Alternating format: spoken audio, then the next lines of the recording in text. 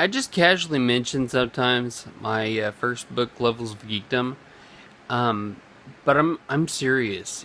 I am a published author. It's not like a bestseller. I've only sold a handful of hard copies and a couple of ebook copies, but it's out there. I had it professionally read and stuff, and it's got a cover. I made the cover. I uploaded it to createspace.com, which is free to upload. Um, since I don't have a bookstore, I didn't buy a bunch of copies for my storefront, and I haven't gone through the process of trying to get it distributed. Which self-published authors are the same as people in big publishers in that until you're a big name, like Stephen King, you don't get to choose. I mean, when you're given a royalty by one of the big trade publishers, that's it. I mean, do they promote the books? Probably not. They'll probably print out 50,000 copies and they'll set in a warehouse somewhere. Or maybe they don't even do that. They don't send out press releases. They don't, do anything special. It might be on some distributors list, so bookstores buy them. But every year there are tens of thousands of titles that are written but not read.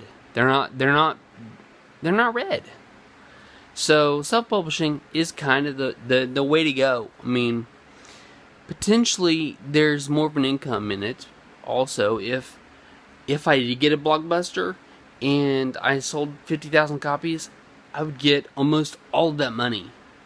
If it's like if you sell it through a trade publisher, a big traditional house, and you sell 50,000 copies, wow, it's a breakout first edition wonderful release. You'd get like 10 cents on the dollar. Or, it's just like you would not get hardly any of it because you're given a percentage. Usually writers actually get like 10% or maybe even less. Who knows? But you self-publishing, you get to keep, let's see, your markup, depending on what you mark up, printing costs, all you're paying is printing costs, printing and shipping, and that's something that's what the trade publishers will take care of. But instead of getting back like 10%, you get like 95% of of profit, of what people pay. So there's potentially more money in it. I'm not doing it so much for the money. My writing is out there. That's the first book. My first book, Levels of Geekdom, talks about. I use a lot of stories from when I was younger. And that autobiographical, of course. Levels of Geekdom also includes Daddyhood, but at Daddyhood I printed a separate book, Daddyhood, doing with young daughters, doing parenting stuff with young daughters. It's about a lot of stories I collected from when we first found out we were pregnant, when we first having kids, that sort of thing. I need to write another one because they're a lot older.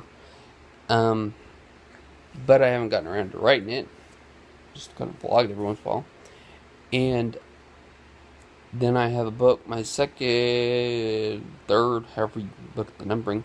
I've got a book called Every Church Needs a Parker, which is, my idea was it was going to be the first book in my my Orange Vest Chronicles about being a parking lot guy.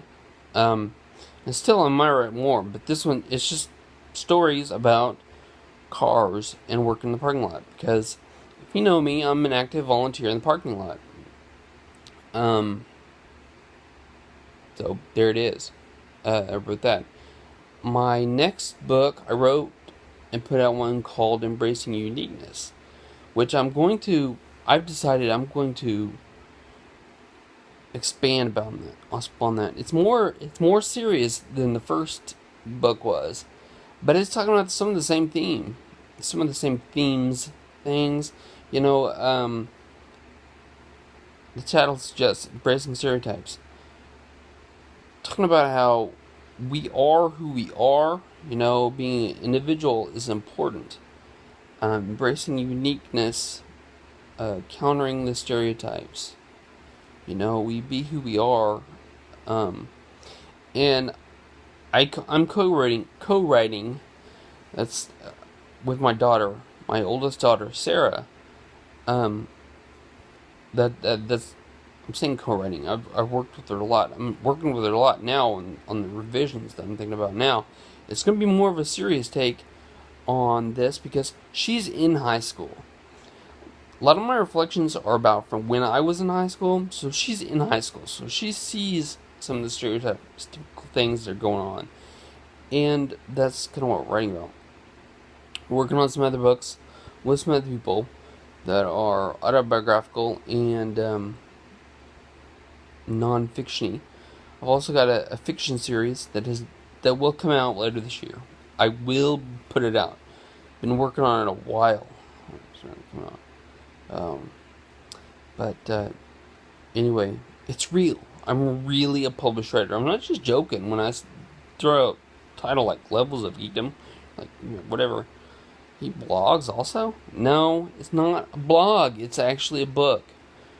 You know, 150 pages. Not a big tome or anything, but it's a book.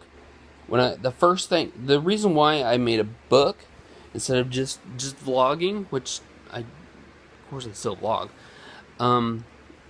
About 10 years ago, which was when I first started collecting into booklets that were smaller, was collecting vlogs because I would say some pretty cool stuff, and my sister suggested, why don't you just collect it into a book?